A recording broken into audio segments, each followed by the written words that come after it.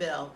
And please visit our other channel called Pray Till All Here and visit our Instagram and become a special friend. Join our membership. But we're going to get right to it because we're going live right now with Trump and he's meeting with the leadership.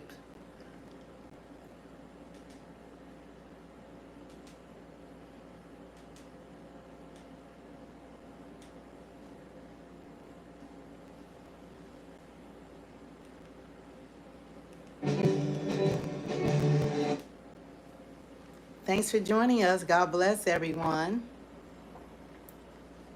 They're coming. I'm waiting for the music because they're so technical with YouTube.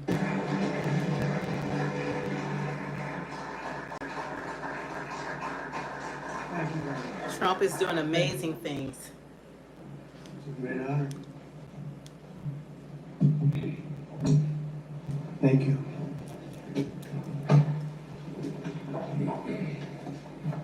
It's a long time, 35 years. They fought, and now they're friends, and they're going to be friends for a long time. But it's a big, beautiful honor to welcome everyone to the White House for this very historic peace summit between Armenia and Azerbaijan. It's really a great thrill for me. I love seeing good people get together, and that's what you have. You have two great leaders. I want to congratulate these two visionary people, Prime Minister Pashinyan and President Aliyev, for coming to Washington to sign this momentous joint declaration. It's a tremendously important document, and it's been a long time in coming. They were explaining before that so many times they thought they could get there. It never happened, just never happened. I also want to thank Secretary of State Marco Rubio, Special Envoy Steve Witkoff, including the dignitaries from your country. But they provided tremendous diplomatic assistance, and Marco, congratulations. It's a big thing. Keep going. You've got many jobs. And then, of course, you would say Steve was quite influential. I call him Henry Kissinger, who doesn't leak. For more than 35 years, Armenia and Azerbaijan have fought a bitter conflict that resulted in tremendous suffering for both nations. They suffered gravely for so many years. Many tried to find a resolution, including the European Union. The Russians worked very hard on it, never happened. Sleepy Joe Biden tried, but you know what happened there. He tried for probably 12 minutes and didn't work out. And many other countries tried, and they were unsuccessful. But with this accord, we've finally succeeded in making peace, and we just left the Oval Office where we signed voluminous documents and very important elements to the agreement. The country of Armenia and Azerbaijan are committing to stop all fighting forever, open up commerce, travel, and diplomatic relations, and respect each other's sovereignty and territorial integrity, so importantly. And I just spent a lot of time with these two men. I think they're going to have a great relationship, you want to know the truth. They didn't see each other that much, but they probably will. I think you two are going to have a great relationship. I have no doubt. And if you don't, call me and I'll straighten it out, okay? Very importantly, we have also resolved the key issue that foiled previous negotiations. This declaration establishes what they are calling a great honor for me. I didn't ask for this. The Trump route for international peace and prosperity, which is a special transit area that will allow Azerbaijan to get full access to its territory of Nakhchivan while fully respecting Armenia's sovereignty. So they're going to be able to really live and work together. It's amazing. So that's a very important territory, I guess, very special territory to you and now they work together. Armenia is also creating an exclusive partnership with the United States to develop this corridor, which could extend for up to 99 years. And then they promise in 99 years they'll extend it, right? You'll promise. But we anticipate significant infrastructure development by American companies. They're very anxious to go in to these two countries, and they're going to spend a lot of money, which will economically benefit all three of our nations. This is incredibly positive news for the future of the entire region, and it's a very important region, as you know. Additionally, the U.S. is signing a bilateral agreement with both countries to expand cooperation in energy, trade, and technology, including AI. And in terms of energy, Chris is here representing our country, and there's nobody better than Chris Wright. And Chris, I understand it's very fertile. It's a very fertile area. So I appreciate everything you've done. You've done amazingly well. We've got the gasoline prices coming way down from where they were, and it's really been something to watch. We are drilling like we haven't drilled in many years. I guess I could say ever before, and we just started. We're also lifting restrictions on defense cooperation between Azerbaijan and the United States of America. The president, that's a big deal. Unless, is that important to you? I think so. It was pretty good. They're very happy about that. So am I. As president, my highest aspiration is to bring peace and stability to the world. Today's signing follows our success with India and Pakistan. They were going at it. They were going at it big, and they were great, two great leaders that came together just prior to what would have been a tremendous conflict, as you know, a nuclear conflict probably. Also the Congo and Rwanda. Now that was one which was going on for 31 years. You had them beat, 35 years you had them beat. But that was going on for 31 years, and we have it all done, and people are very happy. That was a rough one. It was nasty. 7 million people that they know of died. Also, just recently, Thailand and Cambodia, that was one that was just starting. That 2,000 people were dead on the border, but it was just starting. And I was talking to one of the two nations on trade, and I said, I'm not going to sign a trade deal if you guys are going to fight. And I got the other one. And again, great leadership, Thailand and Cambodia. And before it got started, beyond that first couple of days, we stopped the war. And they've had wars periodically, very much as you two have had long-term wars. And we got it stopped. And the two, again, I find in all cases, they're great leaders. If they didn't agree, I would say they're lousy leaders, to be honest with you, but they did agree. And so Thailand and Cambodia, Serbia and Kosovo, we got something stopped that was ready to start. We didn't like that one. We didn't like it at all, and we saved a lot of lives. And numerous others. In addition, as you know, we took out the nuclear capability of Iran.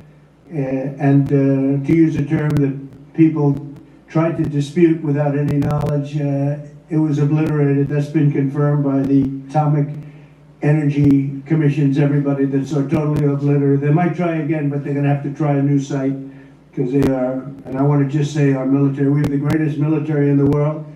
We have the greatest equipment in military manufacturing anywhere in the world, nobody even close.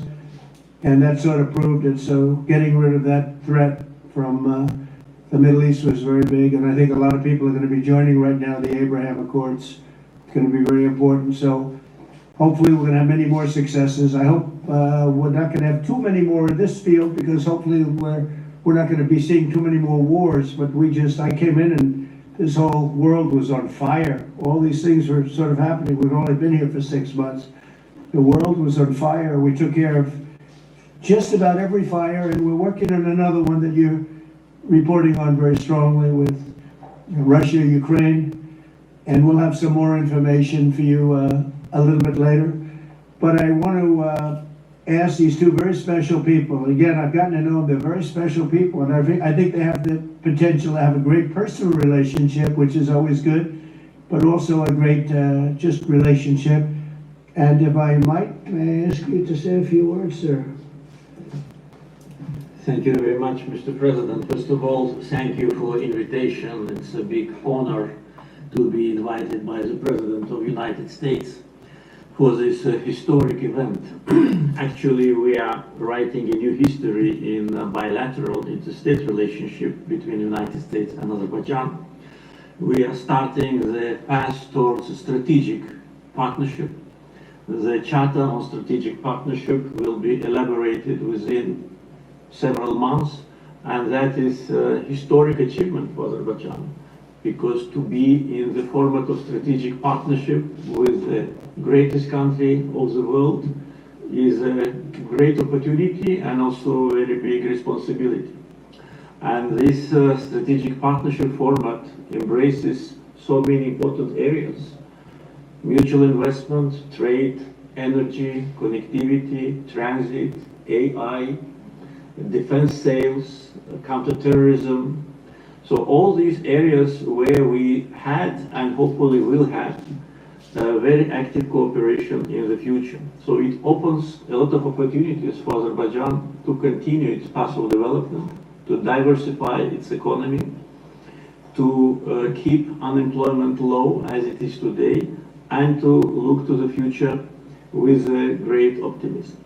Also, I'm very grateful to Mr. President that he today lifted the restrictions which been imposed on Azerbaijan back in 1992, just only 1 year after Azerbaijan restored its independence. These restrictions have been imposed on us. So after 33 years, these restrictions have been lifted. Wow. Just today. So really, it's a day which will be remembered by the people of Azerbaijan with a feeling of pride and gratitude to President Trump for his attitude to Azerbaijan, for his vision, for not only for our region. We were exchanging views today, and I said that within several months he managed to put an end to conflicts in Asia, in Africa, and now in Southern Caucasus. What we could not achieve for more than 30 years. Wow. We had to sacrifice lives. We had to fight two very bad wars with a lot of casualties. And if not for President Trump and his team, and our great friend, Mr. Vitkov and his team, probably today, Armenia, Azerbaijan would have been again in this endless process of negotiations. So really, it's a historic day. We are today establishing peace in the Caucasus, which will open great opportunities not only for our region. And as President Trump correctly mentioned, the Trump route for international peace and prosperity, which will create new connectivity lines, which will lift the walls, and which will create connectivity opportunities for so many countries, with investments, with prosperity, with stability. You know, Azerbaijan and Armenia, we became independent at the same time as a result of the collapse of the Soviet Union. But at that time already, we were at war. So we lost a lot of years just being preoccupied with wars and occupation and bloodshed. So today, historic day, also because we bring peace. President Trump brings peace to Caucasus, and we're grateful for that. And I'm sure that Armenia and Azerbaijan will find courage and responsibility to reconcile, and also the people will reconcile. We will turn the page of standoff, confrontation, and bloodshed, and provide bright and safe future for our children. So I'm very happy because today we're writing the great new history. And once again, Mr. President, thank you for all what you are doing for us, for our region, and for the whole world. Praise God. Beautiful. Beautiful. Great leaders. How long have you been in the leadership position? 22 years. 22 years. Yeah. That's pretty good. That means he's tough and smart. And it's an amazing part of the world. Congratulations. What a great honor to be involved. Thank you very much. Please. Thank you, Mr. President, ladies and gentlemen. Today we have reached a significant milestone in Armenia-Azerbaijani relations. We're laying a foundation to write a better story than the one we had in the past. This breakthrough would be simply not have been possible without President Trump's personal engagement and his resolute commitment to peace in our region. The initiating of peace agreement will pave the way to end the decades of conflict between our countries and open a new era based on the full respect for the sovereignty and territorial integrity of each other. Today's declarations, which President Trump personally will sign as well as witness, gives confidence and assurance that we're opening a chapter of peace, prosperity, security, and economic cooperation in the South Caucasus. In this context, allow me to highlight the agreement on opening transport communications in the region based on the principles of sovereignty, territorial integrity, and jurisdiction. I'm particularly thrilled that together with the US, Armenia will work to bring to life the Trump Road for Peace and Prosperity, a connectivity project that will unlock the entire region. TRIP will unlock strategic economic opportunities that will create long-term benefits. It will promote infrastructure investment, enhance regional connectivity, and strengthen U.S. leadership as a champion of conflict resolution. I want to thank President Trump and his team for brokering this game-changing outcome between Armenia and Azerbaijan. This is a great deal we've achieved today. This is a success for our countries and for our region, and a success for the world, because a more peaceful region means a safer world. This is peace through strength in a nutshell. Mr. President, today's great achievement is yet another testimony to your global leadership and your legacy as a statesman and a peacemaker on the world stage. Bringing peace requires vision, political courage, and determination. But what is most important is that it requires faith in the cause. As it is said in the Holy Bible, blessed are the peacemakers, for they will be called children of God.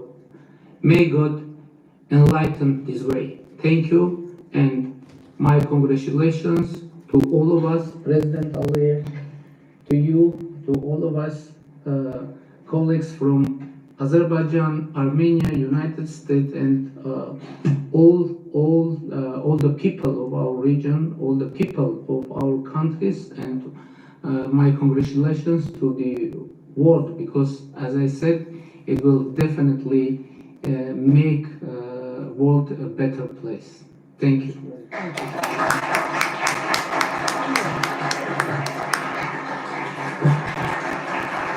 President of the United States, the President of the Republic of Azerbaijan, and the Prime Minister of the Republic of Armenia will now sign the joint declaration on the outcomes of the Trump Route for International Peace and Prosperity Summit. That's really They will beautiful. sign 3 copies in English. The President of the United States signs as a witness to the President of the Republic of Azerbaijan and the Prime Minister of the Republic of Armenia, affirming their path to peace, stability, and prosperity.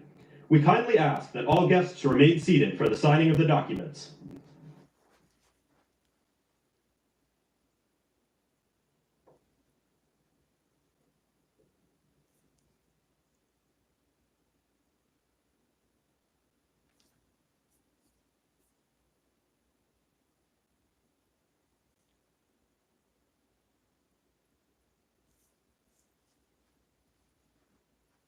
So they signing each document,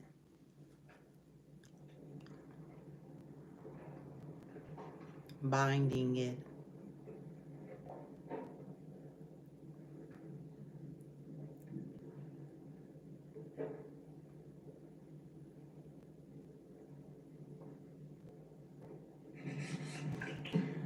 That is so great, and we'll hold up, how about holding up that document? Historic.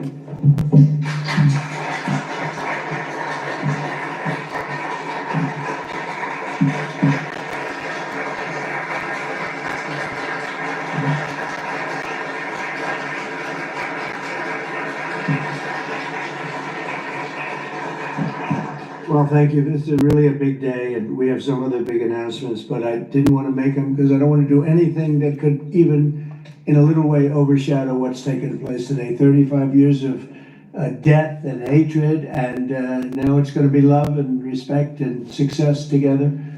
And I didn't really want to do anything that would in any way overshadow. I don't think it can be overshadowed when you're at war and so many people have suffered and so many people have been killed.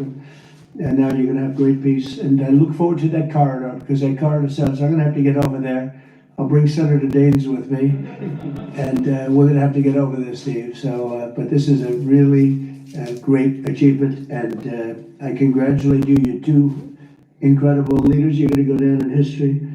And I've read the whole thing about how long it took, and you thought you were there, and people let you down, and sometimes you probably let people down. Maybe, I don't know how it works, but that's the way it usually does. But this is something that is very, very special. So I don't want to get in the way of it at all, but we'll take a few questions, maybe at least slightly related, but we have some other things to announce later on in the day. Peter, please. Related, just because you mentioned the elusive peace in Ukraine. Right. Who is holding up this Ukraine ceasefire summit? Is it Putin or is it Zelensky? Well, I think it's, that one is, as you know, we've been working on a lot of these deals. We've closed every single one of them all throughout the world, and that's the last of them. And they're losing, Peter, about 6, maybe even 7,000 soldiers every single week. Russia, as you know, lost almost 25,000 over the last month and a half, and Ukraine lost just a small number, fewer. It's a lot of people are dying, and I think we're getting very close. And we're going to be announcing later on. We're going to have a meeting with Russia. We'll start off with Russia, and we'll announce a location. I think the location will be a very popular one for a lot of reasons. But we'll be announcing that a little bit later. I just don't want to do it now because of the importance of what we just did.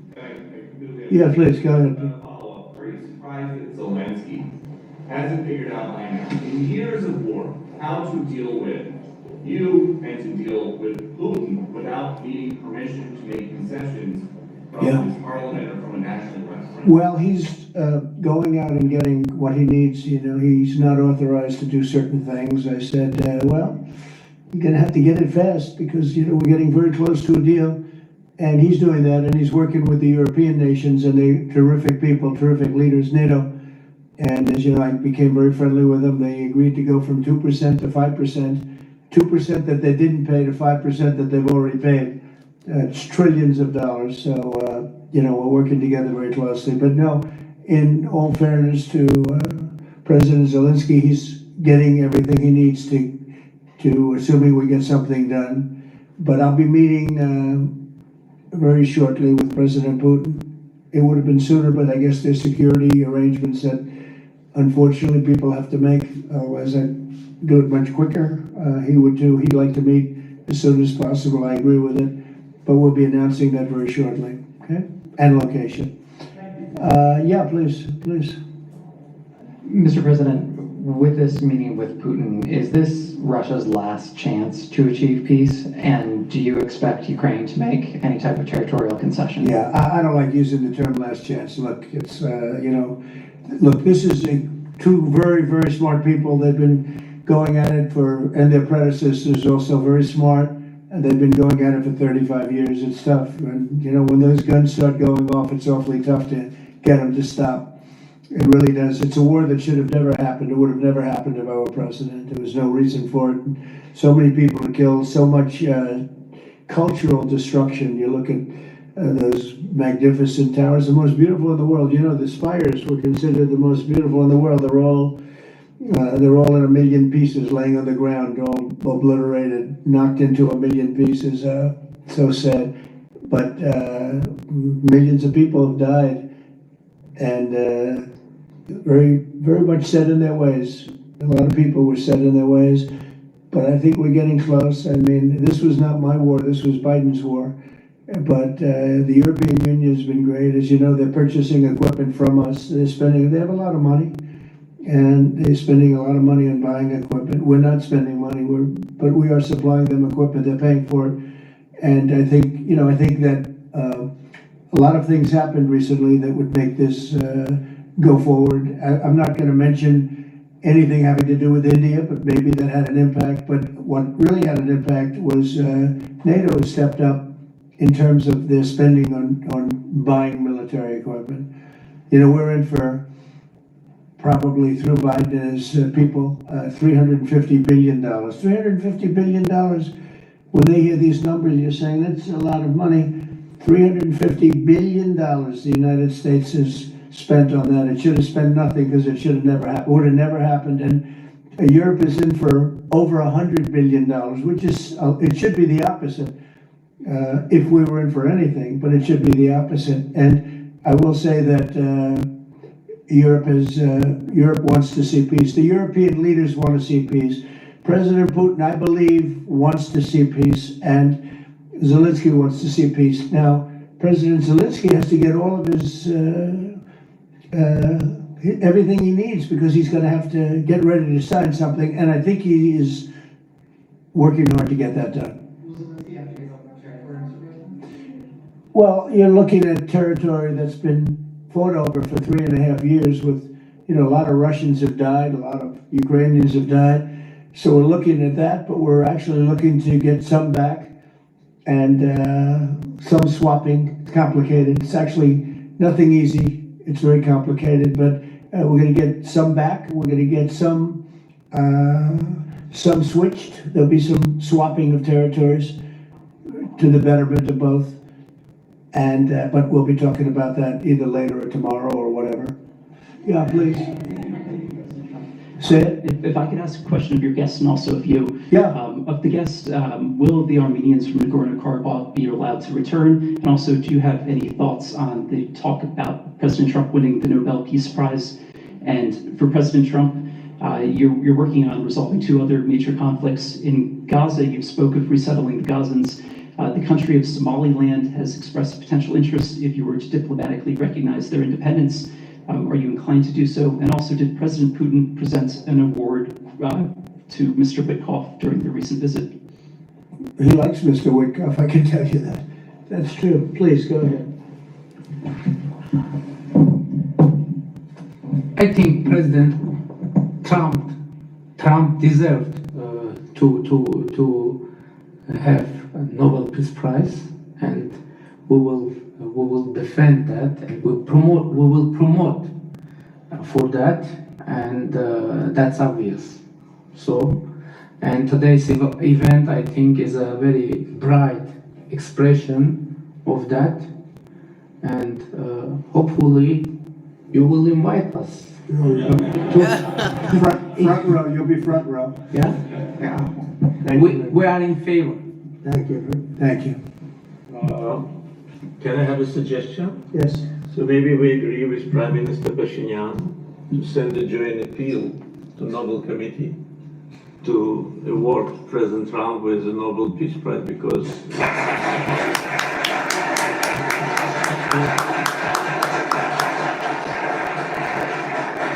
from the leaders of the countries which were at war for more than 3 decades, having this historic signature here, it really means a lot. This is tangible result of President Trump's leadership, and no one could have achieved that.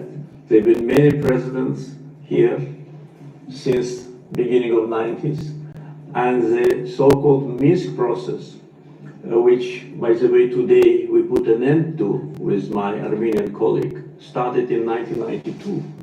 So negotiation under the auspices of OSCE continued for more than 3 decades without any result. So who, if not President Trump, deserves the Nobel Peace Prize? I don't want to go into the history of some very strange decisions of the Nobel Peace Committee to award the prize for someone who didn't do anything at all. But President Trump in 6 months did miracle. So I think that my Armenian colleague will support it, and judging by the reaction of the audience, I think as soon as we come back, we will agree to issue a joint letter, and hopefully, and I also join when President is awarded, we hope that he will invite us to the ceremony. You certainly will be. Thank you very much. Do we have draft to sign now?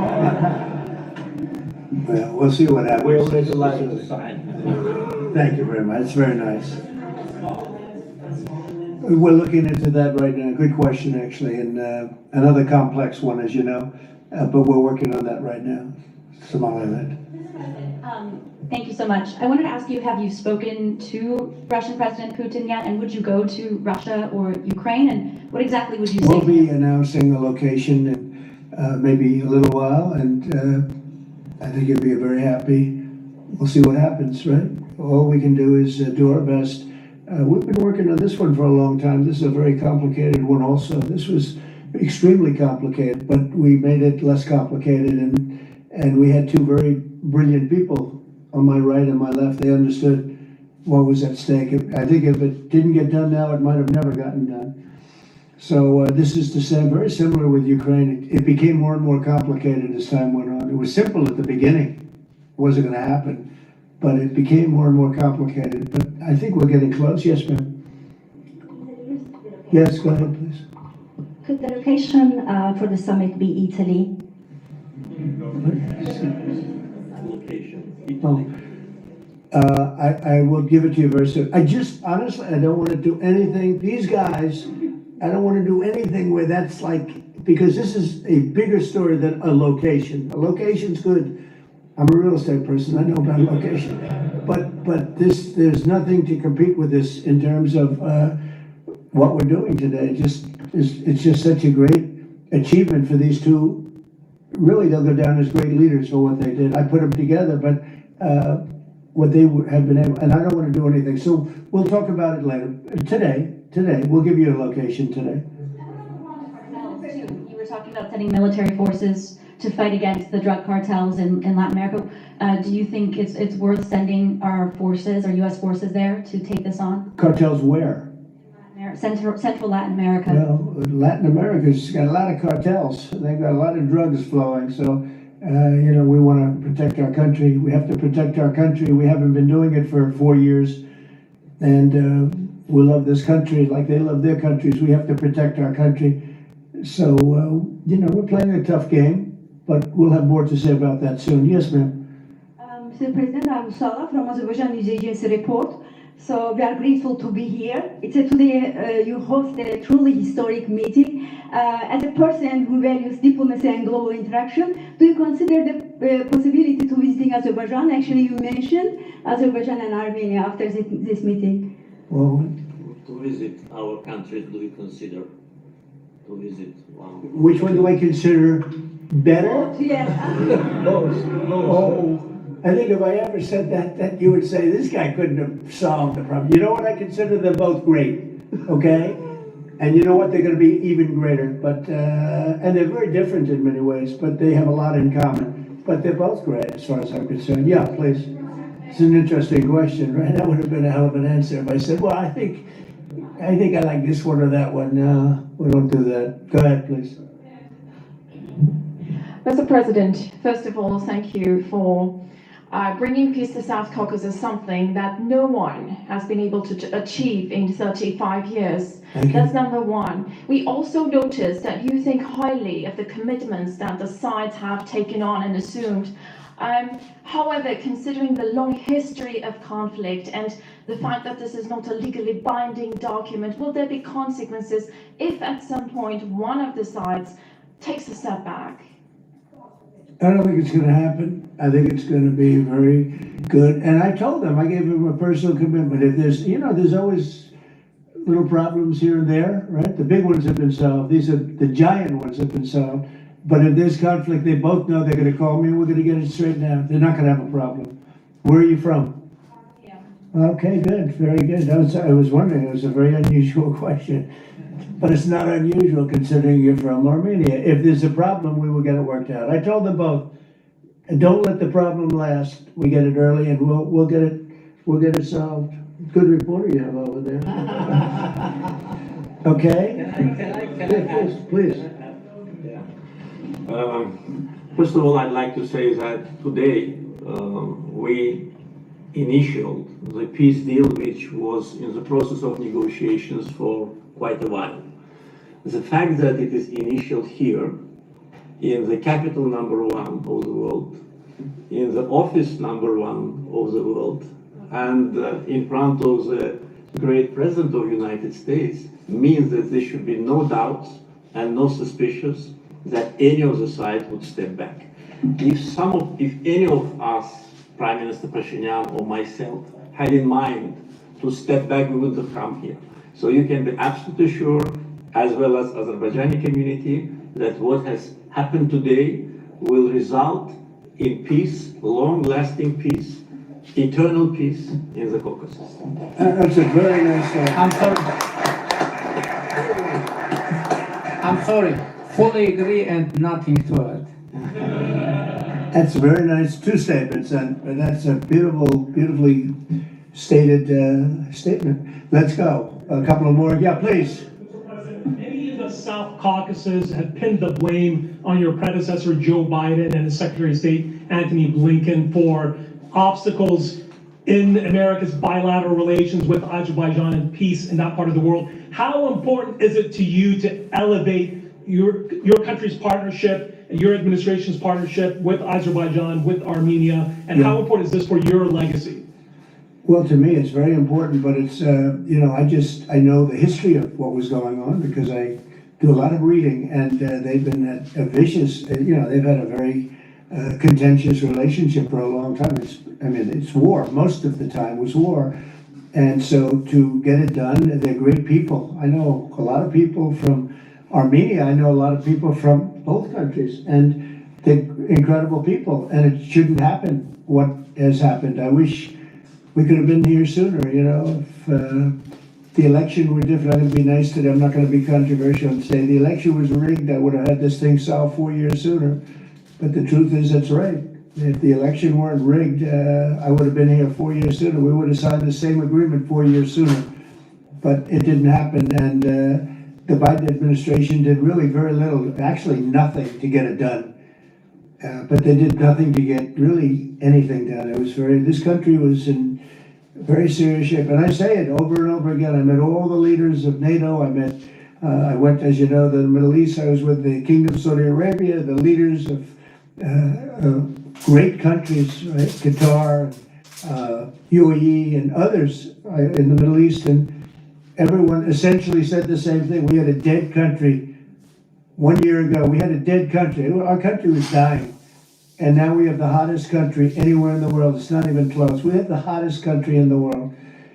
And it's an honor to use that, if you call it power or respect or whatever it is, to settle wars like we have right here to my left and my right. And these two guys are very smart. I got to know them, and they're very smart. They're not going to, I don't think they're going to ever have to bother with me. They may call me just to bug me a little bit. Let me put them to a test, and they'll call because they like to call me. But they're not going to have any problem. We have a very comprehensive agreement. It's a peace agreement. And this isn't ceasefire. This isn't we'll hold up. This is a peace agreement. And they're going to end up doing a lot of business with each other. They're going to do a lot of business with the United States. And I'm going to always remember, at least during the time that I'm here, I'm going to remember how smart they were, how good they were. And when it comes to trade and other things, we're going to always go 100% out. We'll go out of our way to make sure it comes out good for them. They did an amazingly good thing and a very brave thing. It's a very complicated part of the world they come from, very tough part of the world. It's a tough, but smart part of the world. Smart, tough people, and great wealth, great energy wealth. I was talking to Chris, and you were saying, in terms of wealth, it's enormous wealth. But wealth doesn't often solve problems. It takes other things. But they're amazing, two amazing leaders, and it's an honor to be associated with them. How about we'll do one more, please? Your gut instincts have always done well in terms of business and in terms of politics. What does your gut tell you as it relates to the possibility of an event like this in the next few weeks, the next few months, in which you have President Putin on one side and President Zelensky on your other side? I think my instinct really tells me that we have a shot at it, okay? And you'll find that out later on. maybe even today, but we have a shot at it. Look, it's got to be solved. You know, we're not losing people. A lot of people say, why are you bothering? We're not losing people. We were spending hundreds of billions of dollars. Now we're spending nothing. We're spending no money. I guess we're making money because, you know, we have the best military equipment in the world. We're selling it to NATO. But you're losing thousands of people a week. Russians and Ukrainians mostly soldiers, but, you know, missiles are lobbed into cities and towns, Kiev, lots of places. You've been reading the same stories that I've been reading. And we got to get it solved.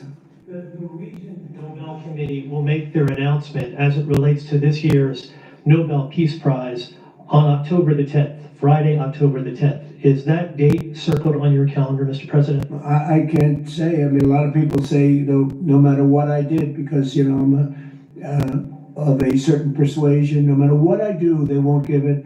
And I'm not politicking for it. I have a lot of people that are. I know. I mean, I read the same things as you do. But it would be a great honor, certainly. But I would never politic. I'm not doing it for that. I'm doing it because of, I really, number one, I want to save lives. And that's why I'm involved so much with Ukraine and Russia. It's saving lives of Russians and Ukrainians. I mean, it's not American lives. Now, I would say this, that war could have escalated into something much, that could have been a world war. I think if we didn't come, Ukraine-Russia would have ended up being a world war. And I stopped that. That stopped. Now, the only question is, when is it going to be settled? And it could be very soon. But when is it going to be? But that would have been a world war. If I didn't come along with a very talented group of people sitting largely right here, but there are others not in the room that are very talented, I think Russia, Ukraine would have had a very, very high degree, I think even probably would have ended up being in a world war. I don't think people talk about that now because they don't see it anymore, but we brought it down a long way. But that was getting to a point. When I first came in, I said, wow, this thing is really bad. And it could have escalated to a level that you people would have been very unhappy with. Yeah. Your predecessor, Mr. President, President Ronald Reagan, had a phrase as it relates to dealing with the then Soviet Union and also Mikhail Gorbachev. The phrase was trust but verify. Do you subscribe to that same view as it relates to Mr. Putin and Russia? Well, I do, relating to everybody. I mean, not just President Putin, but also people and leaders that I deal with. Look, I'm dealing with trade.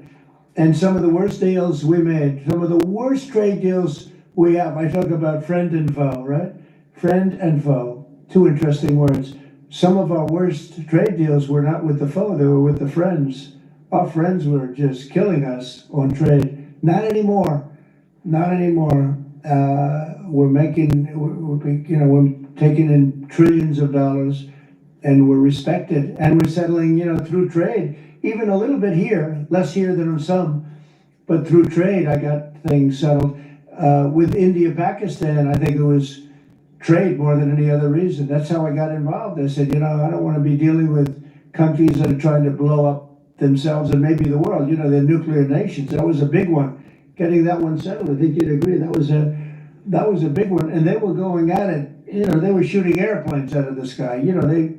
5 or 6 planes got shot down in their last little skirmish, and then it was going to escalate from there. And it could have gotten to be very, very bad. Now, I want to save a lot of lives. I love saving lives. That's what it's about. And when you save lives, you really end up having a peaceful world. Usually that ends up pretty well. I want to thank everybody, but in particular these two great leaders for having the courage to do what they did today, and they're going to go down in the history books.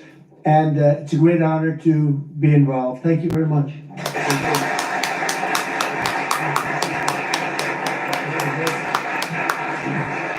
Thank you.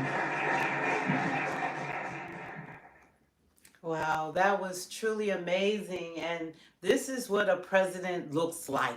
If we didn't remember what a president looks like after that previous administration, this is what a world leader looks like. This is what the president of the United States should look like. I mean, he is going around the world And how many of you guys knew about this war that was going on? These former Soviet Union leaders. I mean, this is incredible. They've been fighting for, like they said, 35 years. Ladies and here, gentlemen, Trump once again is resolving conflict. That's a historic meeting that's taking place today, and they're already asking to be invited for when he does receive the Nobel Peace Prize. So let's see what the poll says. What people say: should we nominate Trump for the Nobel Peace Prize? 38% said yes, and 62% people said no, not to that Trump should not be nominated for the Nobel Peace Prize.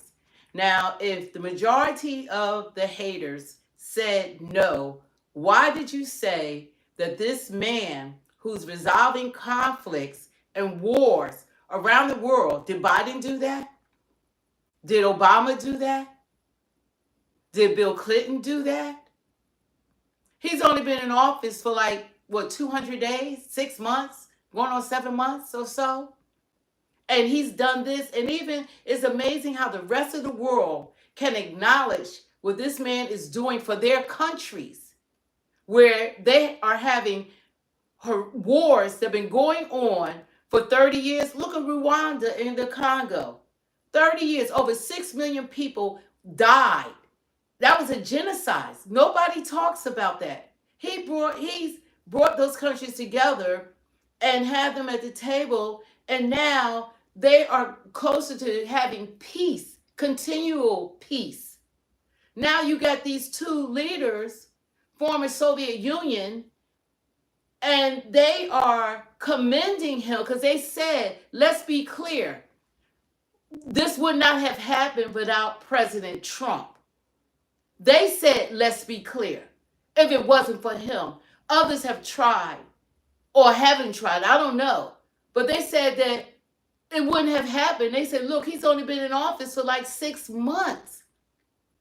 And we want to nominate him because we wouldn't be here and we wouldn't be at the table. These are leaders.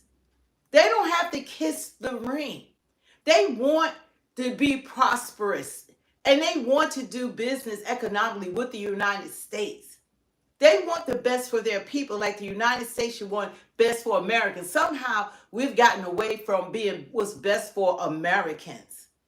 We're more concerned about illegal immigration than about Americans. If you have been here hundreds of years, you're not a migrant. You are an American. You're American. You're American. You know, it's just ridiculous. And people would say, 62% say he doesn't deserve it. Then who deserves the Nobel Peace Prize? Who else is out there stopping wars? You know that he stopped the war between India and Pakistan that have nuclear capabilities. He stopped that war too. He stopped a nuclear threat with Iran and Israel. That was a 12-day war. I mean, give credit where credit is due. Putin has the second strongest power in the world is Russia.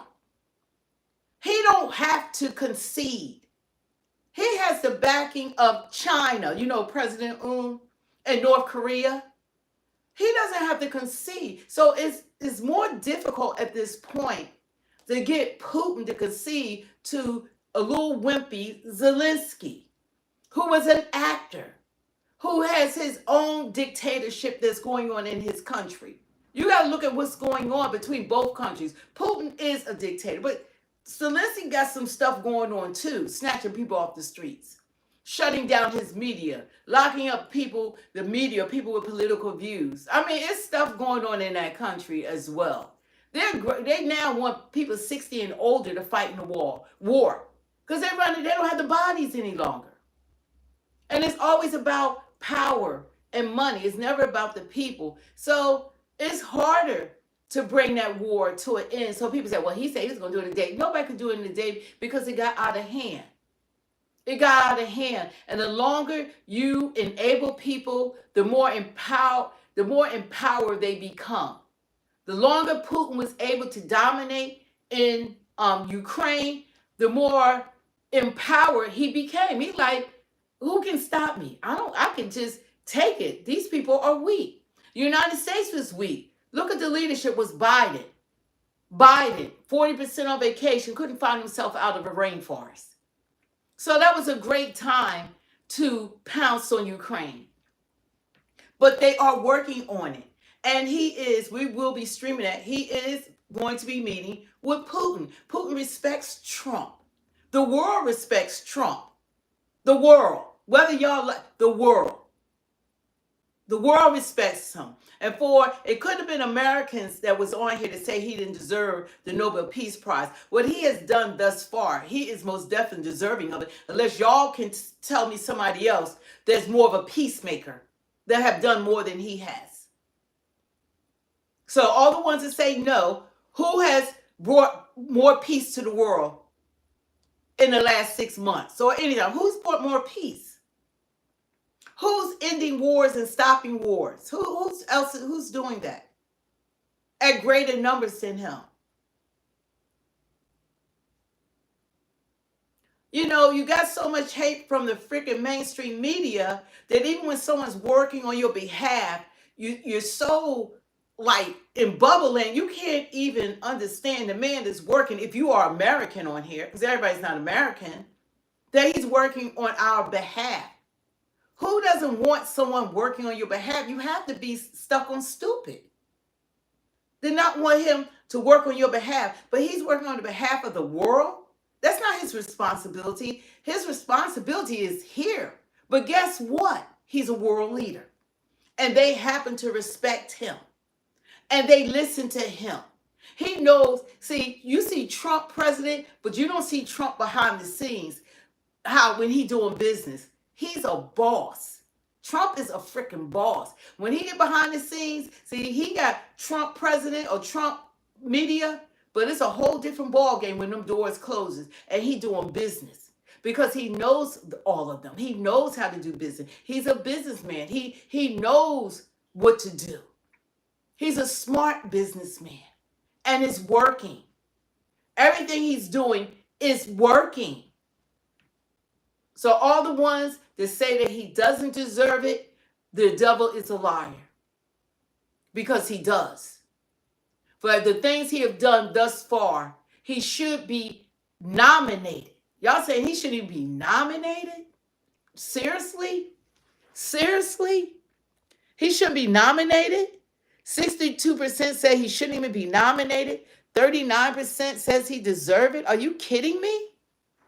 Out of over 1,400 people, something is wrong with this mindset in this country. Something is seriously wrong with the way that people are thinking, unless the people on here just aren't Americans, because it doesn't make any sense. You should be proud of what your president is doing. And I'm not talking about all that he does. I'm talking about as far as being a peacemaker around the world. Because nobody agrees with everything with anyone. You don't agree with your wife with everything, your husband, your kids, your bosses, your neighbors. So nobody's in 100% agreement with anyone. But you should be adult enough to at least give credit where credit is due. That's what I don't understand. And this comes from somebody who's been a Democrat. And Kevin, I want to say hi. I got to say hi to my members before I forget. Our members want to say hi to Karen, Leah, Holland, Kay Cooper, Jeremy Stick, Chef Chevy TV, Debbie P, Kevin, I saw you on here, Kevin Law, and Debbie Gossi. Those are our special friends, and anyone that wants to become a member, don't hesitate. Become a special friend of Speak the Truth 2.0. I do have another channel that I'm working on. It's called Pray Till All Hear. So subscribe to that channel so I can get that up and going and do lives with that. And we're going to be doing a whole lot on that channel as God leads me. And we do have an Instagram that I'm working on, and it's Speak the Truth 2.0. But you guys, you got to understand that coming from voting Democrat as an adult, straight ballot, you know, the local elections, the presidential elections, and then to realize that the people that caused the most downfall of the Black community has been the Democratic Party. How ironic is that I'm voting for someone who has done more harm to us, and I didn't know it. But now that I am awake and realize that they're the wolves in sheep clothing, and somehow they flip it and they became the party of the people when they were even against the civil rights bill. It's just astounding to me. It's like it's hard to believe with how they've been able to bamboozle a whole community that they have kept suppressed for God knows how long, and we're casting votes for them that don't care anything about us, don't support us, they as Americans, just as all Americans.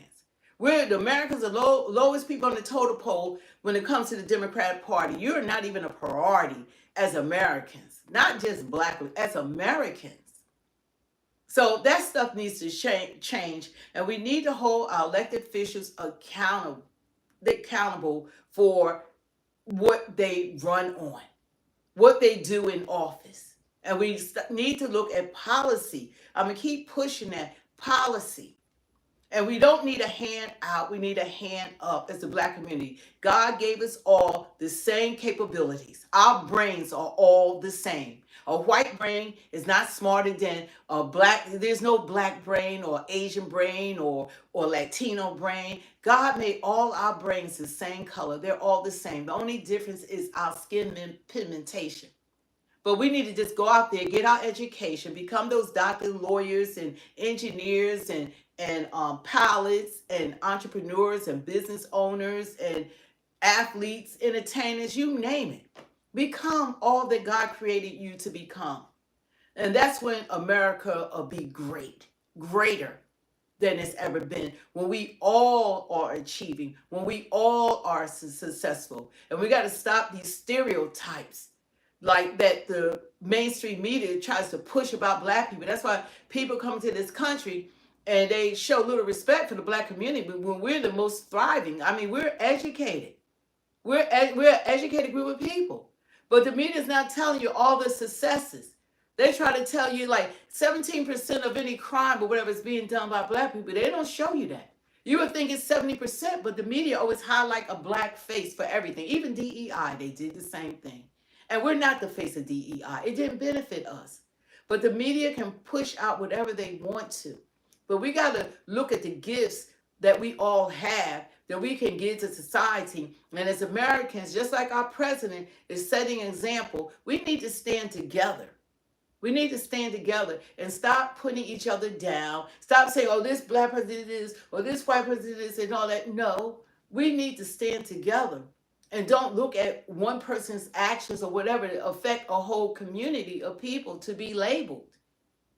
Or just a group of people that's committing less crimes than the majority of the people are the ones highlighted on the news. I was like looking at statistics. I might run them off to you one day. I couldn't believe it. I couldn't believe it. If I give you the statistics of who creating the most crimes and the numbers in comparison to black people. But when black people do something, is plastered everywhere, is elevated. It's like, to keep the madness going. And it's from the liberal media, mainstream media. They highlight it when all people of different national, ethnicity do wrong. But whoever's highlighted are the ones that people stereotype the most. But we got to stop. And we got to learn to work together. Work together. And President Trump does deserve to be nominated for the Nobel Peace Prize. He deserves to be nominated. He's a hell of a president. And I'm not saying that you agree with everything he does, but give the credit where credit is due. When we can agree to disagree, that's fine. But be man or woman enough, you don't have to be in your feelings about everything. Everything. If I can look at who he is, because they was telling me he's Hitler, he's racist, white supremacist, and all that kind of stuff. That's in the Democratic Party as well. More so, they started KKK. They behind Jim Crow. They didn't want the Civil Rights Bill. That's the Democrats. Author 1994 crime bill, Democrats. Okay, we're gonna be honest, it's the Democrats. And that's crazy when you really find out information that's been pushed aside that we're not paying attention to because we don't read. We don't take the time to find out. But we're going to change all that. So in 2026 and 2028, it's going to be a whole different elections coming around. It's not going to be just getting our votes and you don't offer us anything like a policies. Like what you're going to do for us as Americans. Y'all not just going to get our votes. And then especially you're stepping further and further away from God. You know, we're not going for that. When you're stepping away from God and going against the word of God. And then we want to call ourselves Christians. Right. No. We only serve one master, and that's Jesus Christ. We don't serve man. God is first. God is first. But God put leaders in play, and God put Trump in office at a time like this. He's here for a reason. He has a purpose, and that's why that bullet couldn't take him out. That's why you know God has his hands on him. And he does. He does. He's here for a reason. But anyway, we just want to just tell everybody to don't forget to watch the game tonight. I really want to go live because I love college football. Shador is playing tonight. Everyone's talking about Shador. ESPN is at, in Cleveland with the Browns. He's a 5th round draft pick, which was a lie. 144th pick, which he should have been a top, probably a top player in the draft. He should have been a top player. He should have went in round 1 and he went in round 5. So there is a lot of politics, but it appears it was purposely done. And now he's going to start, and somehow Dylan Gabriel, who is a trash quarterback, they don't want to put him out there for the world to see. They're going to take him, and he never had any first, what is it called? The first string reps or whatever that they're supposed to have. He didn't receive that. And he only had to play with the 3rd and 4th strings. He never played with the first. And they're going to throw him out there for the world to see. So God is with him. This is an opportunity. And if God is for you, who can be against you? I think he's going to do well in spite of all the sabotage. He didn't get the first string reps, with the first teams. And they're going to put this young man out there. And he doesn't have the playbook that was provided for the others because, he was a 5th round draft, and that was sabotage because the people that came out with him, Dart and all of them, they're horrific. It wasn't a great draft class. Ken Ward was the best, but Shador should have been behind him. The rest of the ones, they were not better quarterbacks, and everybody know it than Shador. So, but that's how it goes. The world isn't fair.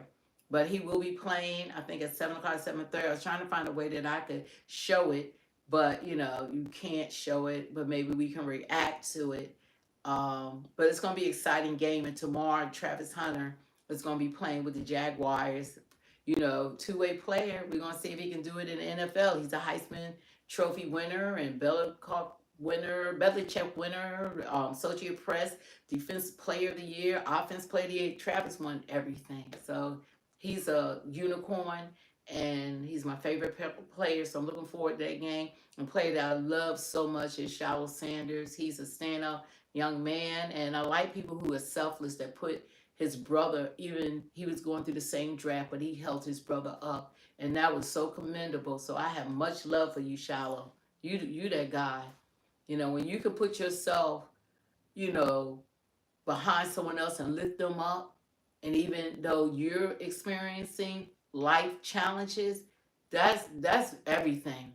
That's a real brother. So I love Shallow Sanders. I really do. And I do follow him as well. But you guys, I love some football, and I can't wait.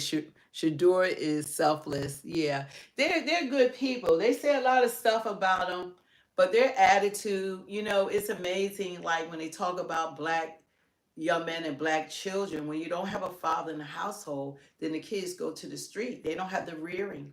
They don't have the direction. The mothers aren't there because they're working. But then when you have a father that's bringing their children up, they're still condemning the father. And it doesn't make any sense. These kids have their degrees. They graduated from Colorado. They all went to school. They all, in their own right, are phenomenal athletes. And they're upstanding young men. They're not in trouble with drinking and clubbing and riding, just running around with that's not their they actually have character. But he did a good job, but they're being penalized because their father is admirable. That their father somehow is a threat to the NFL. I don't know what's going on, but they purposely did that to Shador. And everybody knows, even before, he admitted online. He said that they setting him up for failure. But hopefully God is with him and he will come through. And it's sad when you see what people are doing, you know what they're doing. They wanted to throw him out there to have a reason to get rid of him. I didn't think anybody was going to draft him at all. I thought it was just going to completely blackball him.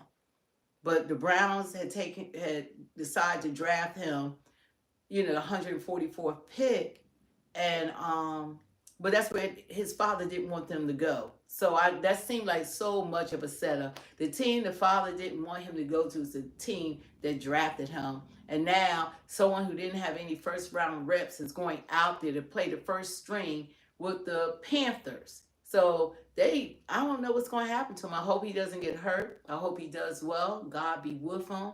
I pray that no weapon formed against him shall prosper, and every tongue rise up in judgment thou shalt condemn. So anyway, I'm looking forward to some football.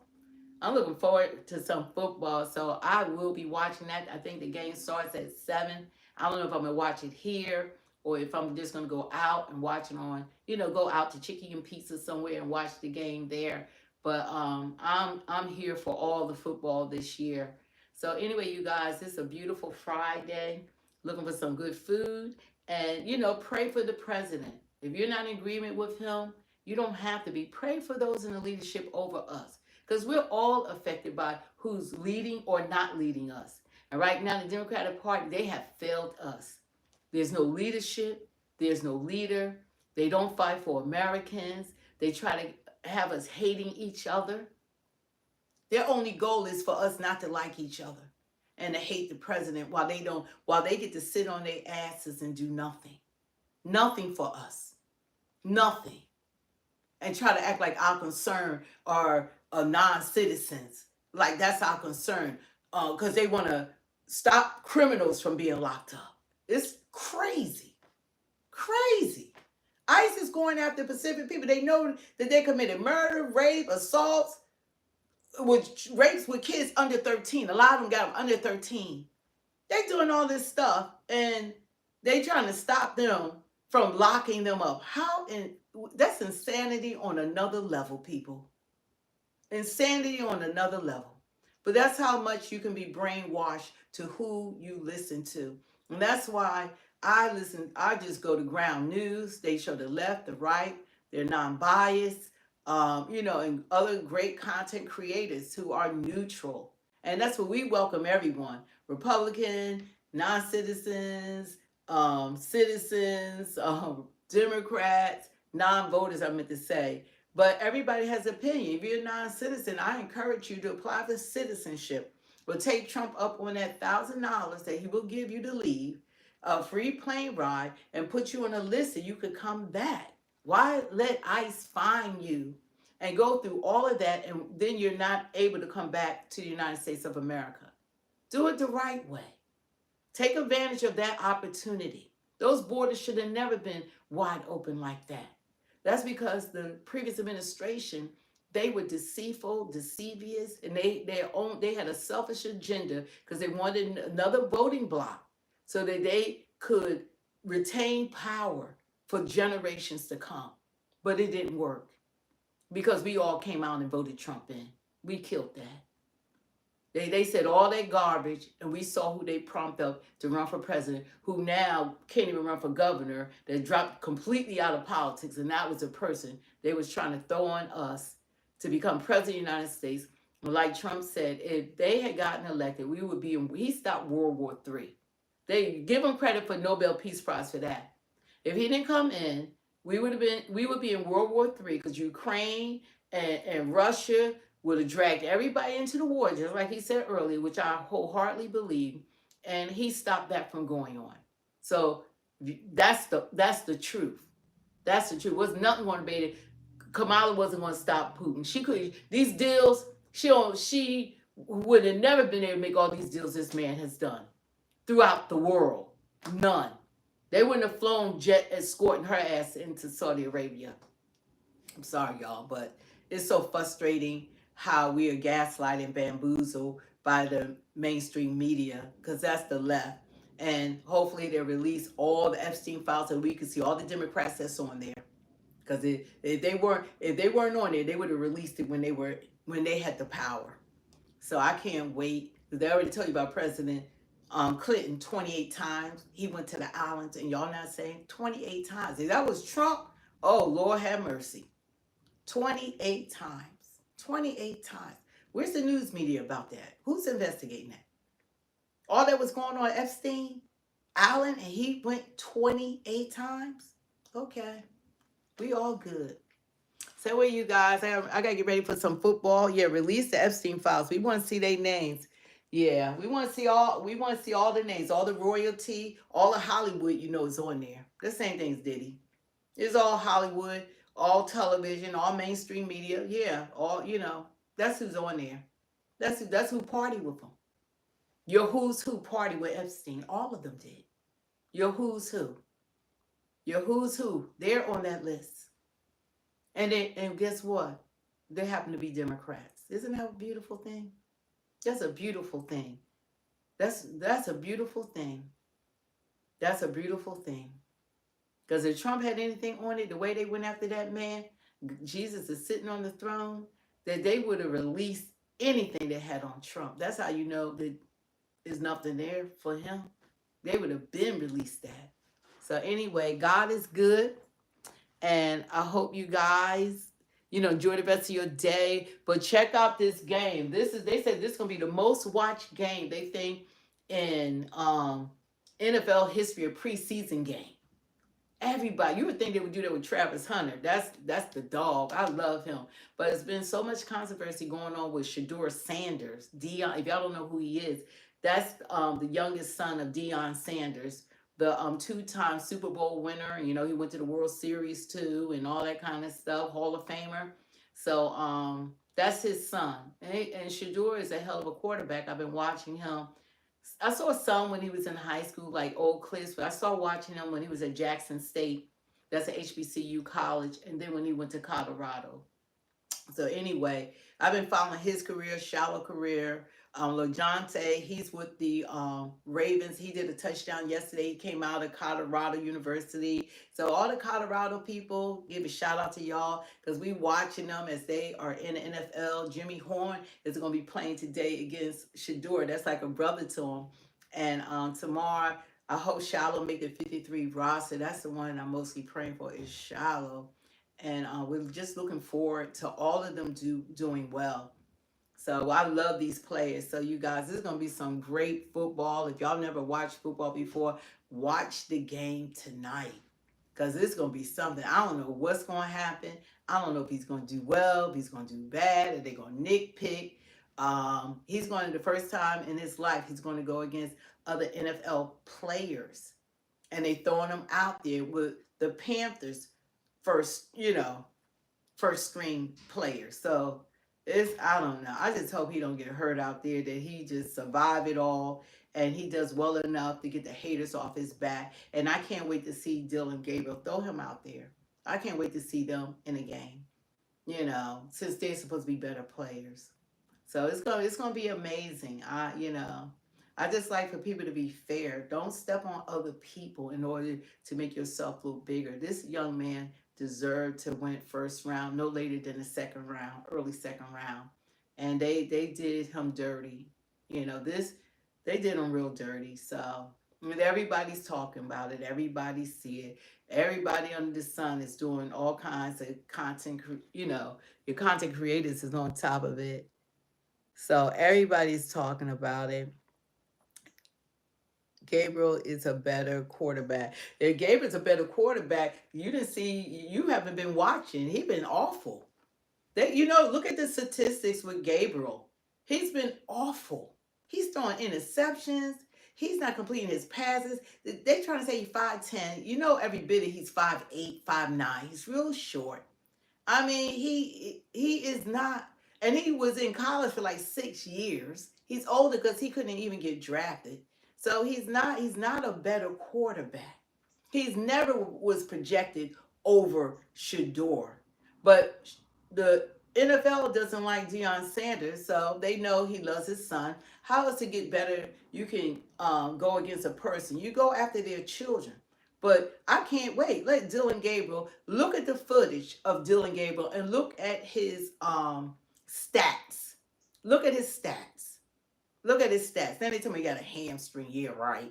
And what's his name? Pickett, Kenny Pickett. I think that's his name. He supposed to have a hamstring, second and third. They didn't want to put the garbage out there for y'all to see that they are trash. They trash and he's trash in practice. They're trash. But you're gonna take someone that's a fifth round pick.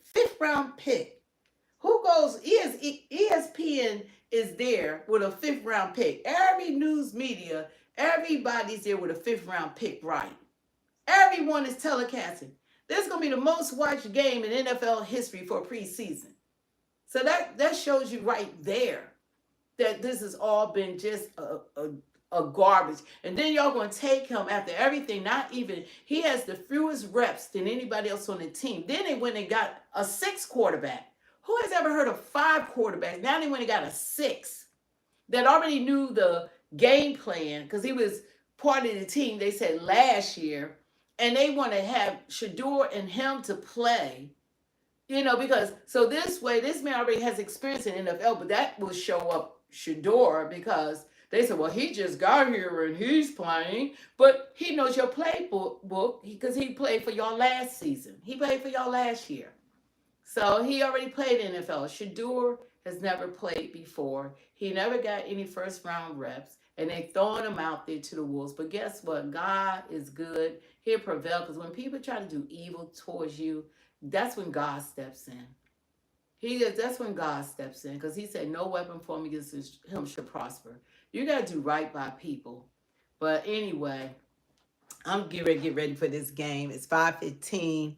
If I could bring it on or whatever, I will.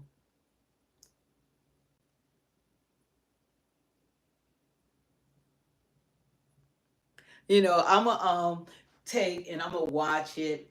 And like when you've been following people's careers, I guess it's like more personal. You don't know them personally, but when you follow a career and you see the work put in and you see how ranked high this person was throughout his college career, and then 2 days before a draft they start saying stuff about him to take him down, and that's what they did. People were watching the draft for 3 days, and nobody watched like that because that's like the fifth, sixth, whatever picks or whatever, and he would, people couldn't believe it, and that's why people watched more. But it like Travis Hunter he was the second pick, period, which he could have been the first, but Cam Ward, he's a quarterback. So Travis went to, and he's the best player that came out of that whole draft anyway. So anyway, you guys, love you. Stay true to yourself. And just I want to say hi to all my members, those who haven't joined. Yeah, Democrats, y'all can join too. I want to just say again, thank you for being a member. Karen Leah Holland, Kay Cooper, Jeremy Stick, Chef Chevy TV, Debbie P, Kevin Law, and Debbie Gotsey. God bless y'all. Thank you for becoming a member. Thanks for joining us. I saw Kevin on earlier. And thanks for coming on, you guys. So I do appreciate it. But tomorrow, the other guy's going to play. We'll pick this conversation up to see how Shador did. Like, what happened? So everyone, y'all go online. Everybody's waiting. Go on Twitter.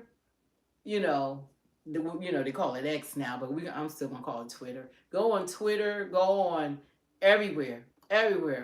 TikTok, everybody's talking. YouTube, everybody's talking about this. Everyone on TV, everywhere. Everyone's talking about this game. So you guys don't miss it. It's going to be monumental. If I could show it to you guys, I would. But I looked up all the rules, all the regulations. How much could I show? Could I show any of it? But we can commentate. I can react to it, but I can't show it and all that. But to me, it's not the same unless you can show it. So maybe afterwards might put some clips up that's allowed to just critique it or whatever. But it's gonna be an interesting game. I really hope he does well because he's gonna be judged harshly, and he has to do well. That's how it is. Sometimes, he's being put under a lot of pressure. This young man. And you gotta remember, these are still young people, and it's a lot when the world is watching. Anyway, you guys, thanks for coming on. Don't forget to hit the like, share, subscribe, and watch the game. Thank you for all the top fans. And I see like the different people that's been on here. Thank you to my moderators, Mr. Buki. Thank you, the Buki. Thank you, you guys, for moderating. I think you're the only one on right now. The Mr. Buki. Let's see. Yeah, thank you for just being a great moderator. And I see some of the regulars are on. I see Jack. I see you here. You need to join. You need to become a member. So anyway, you guys, thanks, and try to come back. I don't know what's going to go on, but if Shador do real well or whatever, however this take off, I might just go live because I'm gonna be excited. So I might go back, come on back on tonight. So we'll see. God bless everyone. Take care.